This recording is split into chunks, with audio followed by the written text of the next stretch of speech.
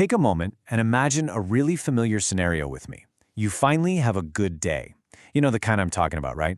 You're laughing a bit more, your shoulders drop, your body just feels light. Life actually feels genuinely good, and you are completely 100% present in the moment. It's a great feeling. But then, bam, the scene shifts. Out of nowhere, and literally without any warning whatsoever, that warm feeling starts to fade.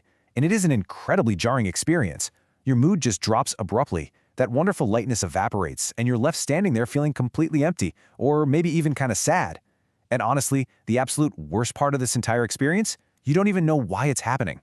Nothing bad happened. The sun is still shining. You didn't get any terrible news on your phone. The day is exactly the same as it was 5 minutes ago. Yet that amazing feeling is simply gone, completely replaced by this heavy, unexplainable void. So, naturally, you're left staring at this incredibly frustrating question. Why do you feel sad right after being perfectly happy?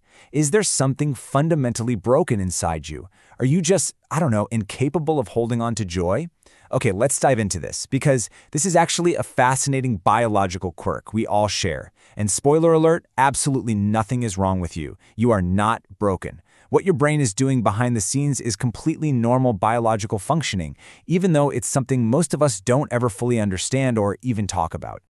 To really unpack this mystery, we've got to look at the internal chemistry of joy. When you feel happy, your brain doesn't just experience some vague, abstract concept. It physically releases a massive surge of neurochemicals, most notably dopamine.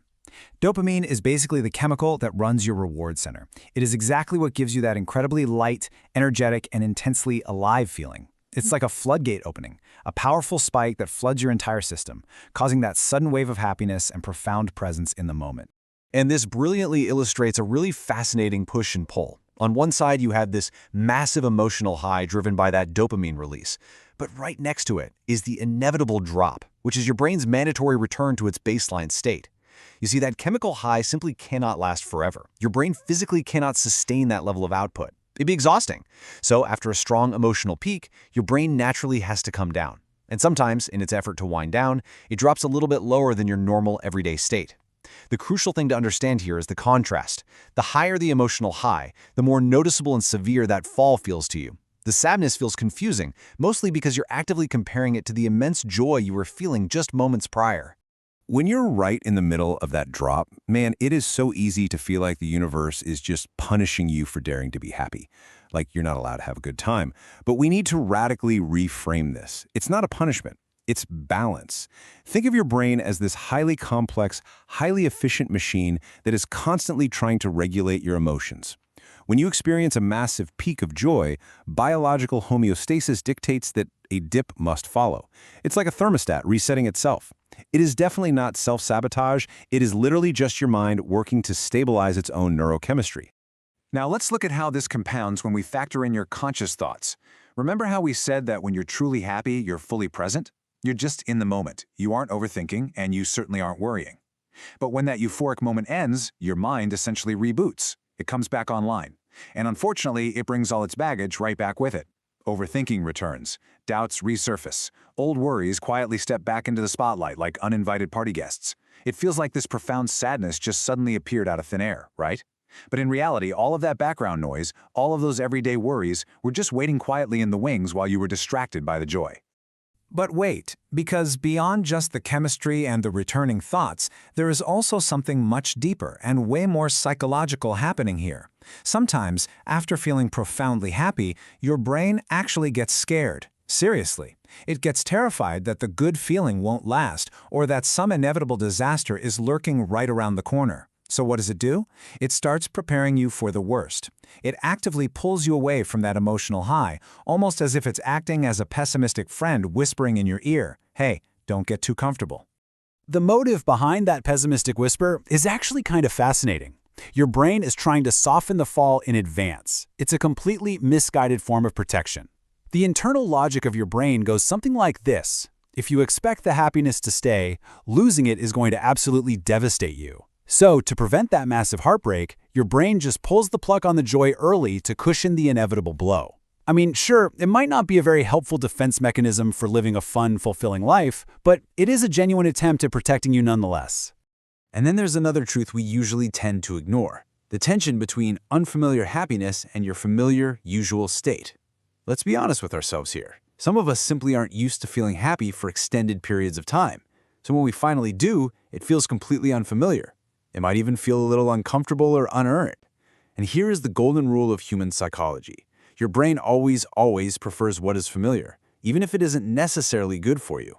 So it naturally pulls you back to your usual emotional state simply because it knows how to operate there. It pulls you back down, not because you don't deserve the happiness, but because your lower baseline is what your mind is used to surviving in. Now I want you to take all of that biological and psychological truth and add one more massive modern layer to it. We live in a relentless world of constant stimulation, quick, rapid-fire content, endless scrolling feeds, TikTok, Instagram. These platforms are engineered by some of the smartest people on Earth to constantly, rapidly push your brain to feel something, pinging your dopamine receptors over and over and over again. Your brain is continuously bombarded with these micro-highs, conditioning your mind to expect intense, novel emotional input every single second of the day. But eventually, you have to put the phone down. The screen goes dark, and real life slows way down. And suddenly, real life feels impossibly empty. It is so important to realize this doesn't happen because something is fundamentally wrong with you, or because your real life is broken or boring. Not at all. It happens because your brain just got way too used to extreme digital intensity. When that artificial, hyper-speed stimulation stops, normal, everyday reality just feels like a massive emotional drop by comparison. So, the crucial point is, what can you actually do when this sudden drop happens? Well, here is a simple, practical playbook for managing it. Step 1. Don't panic. Just remind yourself that feeling low after a high just means your brain is regulating itself. Step 2. Stop trying to desperately hold on to the happiness. Emotions just don't work like that. The more you try to tightly grip onto joy, the faster it slips right through your fingers. Step 3. Accept the drop gracefully. And step 4, pay very close attention to your thoughts as the joy fades, because that right there is where your real behavioral patterns will reveal themselves.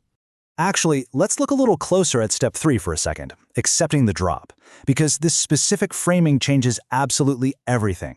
Calm is not sadness. Silence is not emptiness. We really need to unlearn this toxic idea that everything has to feel intense all the time. Sometimes a lack of euphoria is exactly what it's supposed to be, just your mind quietly returning to its baseline.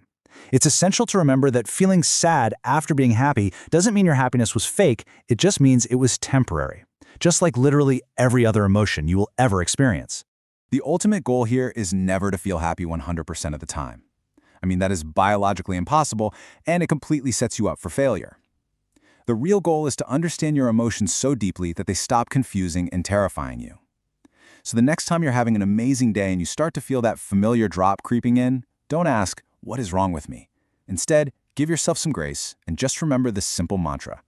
This is just my brain coming back to balance.